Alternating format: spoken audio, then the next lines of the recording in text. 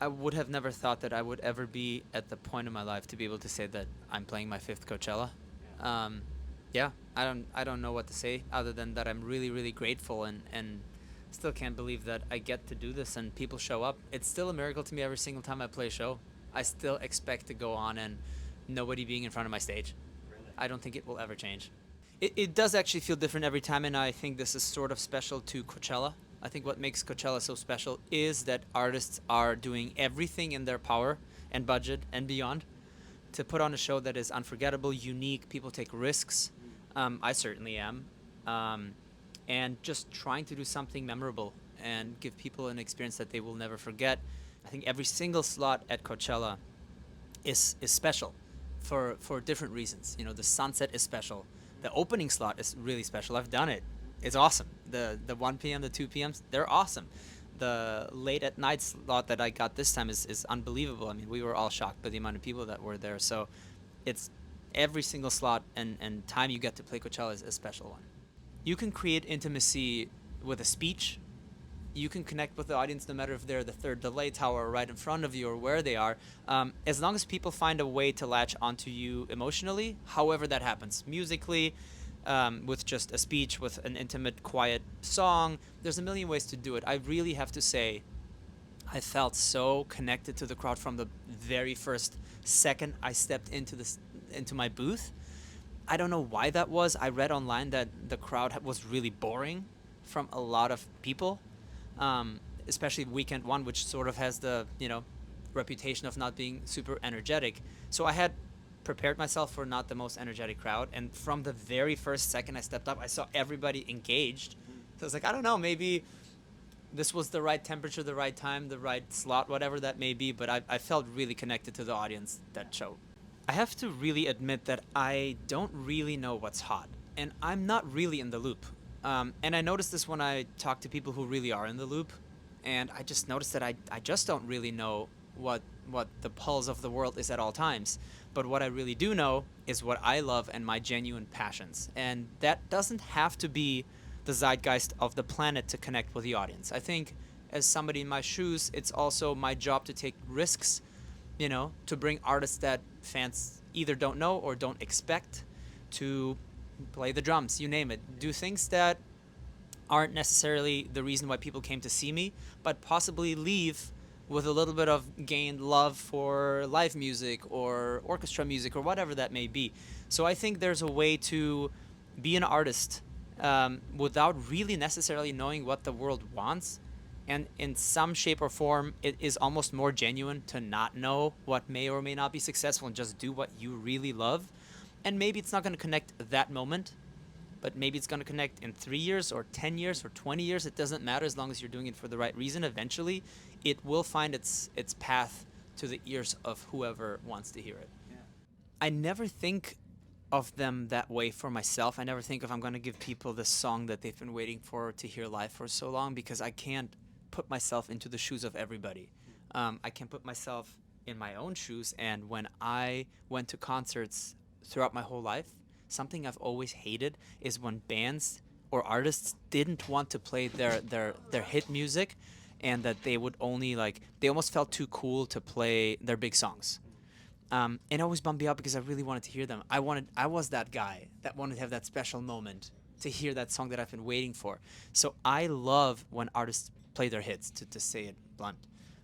So unless I genuinely forget, which has happened once to my knowledge, where I just genuinely forgot to play Clarity because I played more than one show in one day, and I thought I had already played it, and I didn't. And the DJ after me opened with Clarity, and I was like, well, that's a little weird. And then I was like, wait, I'd never played it. I will always play my hits. Now, it gets a little tricky at a show like Coachella because my set is really short, and I am trying to fit in a lot of moments. And so I had to cut down some of the songs that I wish I could have played just to make time for the special things that I have prepared for Coachella. But I don't think if you see me anywhere, hopefully don't change my mind, I don't think you have to worry that I won't play my big songs. I love them the most. I don't get tired of them. I've been playing Clarity every night for 14 or so years. I still get emotional every single time. I played it at a day party and everybody around me was crying. I don't know what's going on, but it feels like Clarity's gotten more emotional over the course of the last few years. And I added a piano interlude intro before the song, and I feel like ever since I did, people started crying. It's we were talking internally, like, we don't really know why, but it seems to have made people like emotional. Um, and it has become a really like iconic moment for my shows. Like, I know people want to hear clarity. It's not like I don't expect it, and I'm grateful for it, and I'm happy to deliver on that. But it is a really special moment for me every single show, no matter during the day, at night, in front of 10 or 100,000 people. It's always really special.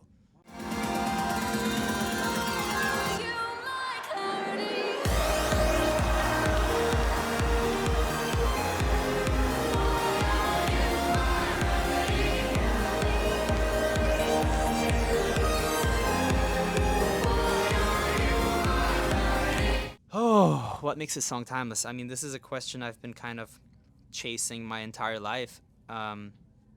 It's, I wish I could tell you because I would make way more of them if I could. I think there's a lot of luck and momentum in a song just carrying through a generation or two or more.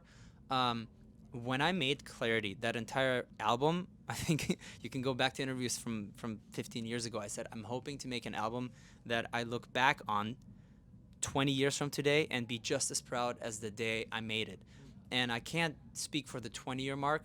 I can speak for the 10-year mark when I kind of revisited the entire album in order to play it orchestrally and on piano. And I was so damn proud of it. Like, I was so happy I made all the choices the way I made them, where I did not really look at what was popular in the world. And, I didn't know what people wanted, and neither did I really care because I had no one to disappoint. I didn't really have a fan base.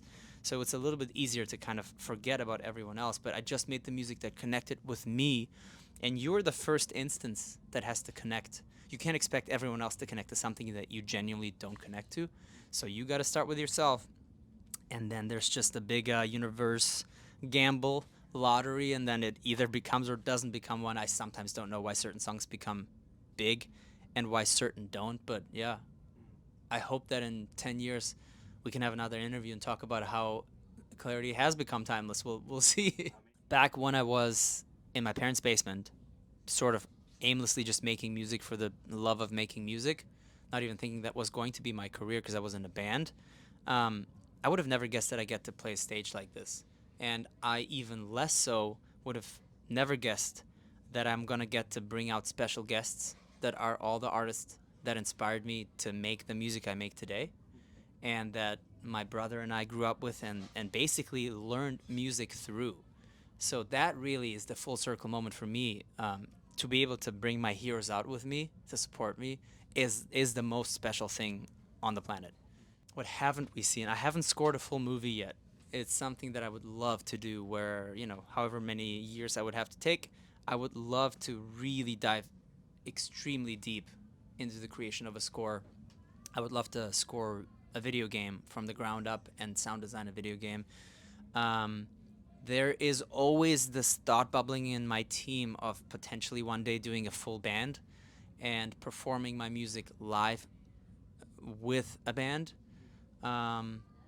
Orchestral tours, piano tours. There's a lot there's way more things I haven't done than things I have done. So I think there's no shortage of ideas. There's just a shortage of time. But it's the most valuable resource we have, so I'm hoping to use it wisely.